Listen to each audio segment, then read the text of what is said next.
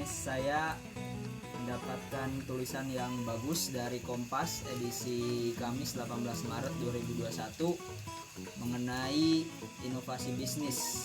Nah, ini penting banget buat kita baca, khususnya bagi orang-orang yang mageran seperti yang di samping saya ini. Penting untuk dibaca ini ya. Judulnya Kutukan Data.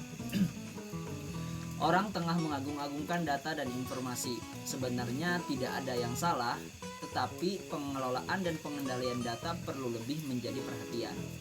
Mereka yang kelak jadi pemenang adalah yang mampu mengolah, cermat, dan kritis terhadap data.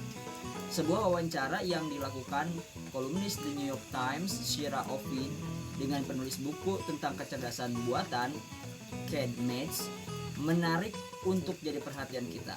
Kecerdasan buatan berbasis jaringan kerja otak pada masa lalu tidak bisa dikerjakan karena tidak cukup data dan tidak ada komputer dengan kemampuan memproses yang tinggi. Kini, data melimpah dan bisa dipungut di internet. Komputer juga bisa memproses data dengan kecepatan tinggi. Orang berimajinasi kecerdasan buatan bisa bekerja melampaui kecerdasan manusia tanpa cacat. Ked Mates mengingatkan kecerdasan buatan tidak akan seperti itu. Kecerdasan buatan mempunyai cacat. Data yang diumpankan manusia ternyata tetap mempunyai bias seperti bias gender, warna kulit, dan geografi. Oleh karena itu, beberapa waktu lalu mulai ada kritik terhadap aktivitas pengumpulan data dengan teknologi digital. Analisis bisnis Profesor Julian Birkinshaw dari London Business School mengatakan informasi tidak akan menjadi barang antik. Namun, pada masa mendatang tak cukup hanya bermodal informasi melimpah untuk sukses. Mereka yang sukses adalah mereka yang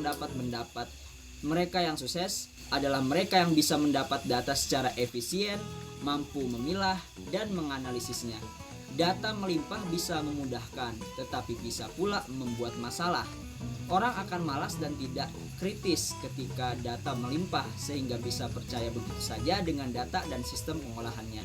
Data yang melimpah juga bisa memunculkan ketakutan baru karena tidak bisa menangani sehingga malah membiarkan data begitu saja.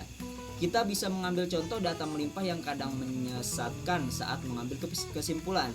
Kekalahan Hillary Clinton dalam pemilihan presiden AS pada 2016 menjadi bahan kajian menarik dari sisi pengelolaan data. Konsultan Clinton memiliki data profil memilih yang nyaris komplit hingga membentuk mahadata.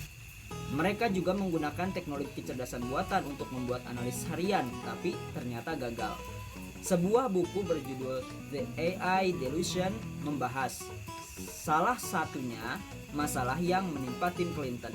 Buku ini memberi pesan komputer yang digunakan untuk mendapatkan data memang hebat tetapi tetap memiliki keterbatasan. Komputer dengan kemampuan menambang data bisa membuka kebenaran yang tersembunyi, tetapi kemampuan itu memberi bayang-bayang seolah komputer lebih hebat dari manusia sehingga orang lebih percaya komputer. Berbagai keputusan Clinton disebutkan berdasarkan pemrosesan mahadata dengan fasilitas kecerdasan buatan bernama ADA. Tim percaya dengan semua data itu dan sangat jarang ada yang mengintervensi atau setidaknya melawan keputusan komputer. Contoh lain adalah layanan berbasis digital yang menyertakan pemeringkatan bagi layanan mereka. Sebuah aplikasi pemesanan akan memberi kesempatan pelanggan menilai mereka. Orang akan memakai pemeringkatan itu untuk mengambil keputusan. Layanan dengan peringkat tinggi akan diambil, sedangkan peringkat rendah tidak dilirik. Sekali-kali kita berpikir berbeda. Pada layanan dengan peringkat tinggi, carilah 1 atau 2 konsumen yang memberi peringkat terendah dan perhatikan komentarnya. Sebaliknya, ketika Anda melihat layanan dengan peringkat rendah, coba cari konsumen yang memberi peringkat tinggi dan lihat pula komentar. Kita akan mendapatkan hal-hal unik dari komentar itu sehingga kita mungkin bersikap lain. Jika seorang pemimpin puncak bisnis fokus pada data semata, akan ada tertinggal dalam perahu korporasi. Obsesi pada data belaka akan menggiring mereka pada sebuah kesimpulan dan tidak memberi peluang kemungkinan-kemungkinan lain yang bisa saja terjadi. Kasus di dalam bursa saham yang juga bisa menjadi contoh. Setiap saat, data tersedia ketika kita akan membeli atau menjual saham. Informasi sangat melimpah, tetapi para pemain saham yang hebat pasti pernah terjerembab meski memiliki banyak informasi. Buku The Writer's Mind Mungkin bisa mengingatkan kita bahwa kemampuan nalar dan strategi kita ternyata berada di bawah pengaturan intuisi saat mengambil keputusan.